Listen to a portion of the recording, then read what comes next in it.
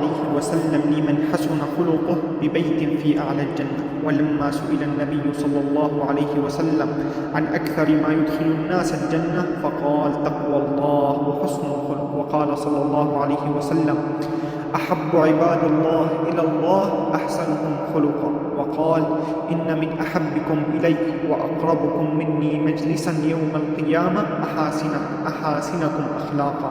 وقال صلى الله عليه وسلم: ما من شيء أثقل في الميزان من حسن الخلق. وقال: إن الرجل ليدرك بحسن خلقه درجات قائم الليل صائم النهار.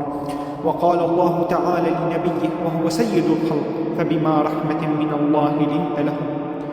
وأتبعها بقوله: ولو كنت فظا غليظ القلب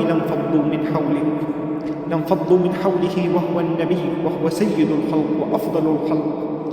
فلننتبه على أخلاقنا، فاحترامنا للكبير من حسن الخلق، وعطفنا على الصغير من حسن الخلق، وغضنا للبصر من حسن الخلق، وحسن تعاملنا مع جيراننا من حسن الخلق، وحفظنا لأعراض المسلمين وكف الأذى عنهم من حسن الخلق، أمانتنا في العمل من حسن الخلق، وبرنا بأبينا وأمنا من حسن الخلق.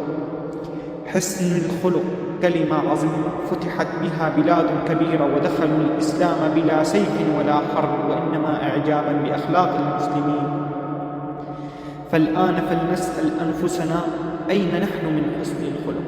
واعلم يا أخي أنك مسؤول، فأنت يا أخي واجب يأخذ من خلالها غير المسلمين صورة عن الإسلام، فلنكن أمينين على هذه المسؤولية. وقد كان من دعاء النبي صلى الله عليه وسلم: اللهم كما حسنت خلقي حسن خلقي، فاللهم حسن أخلاقنا.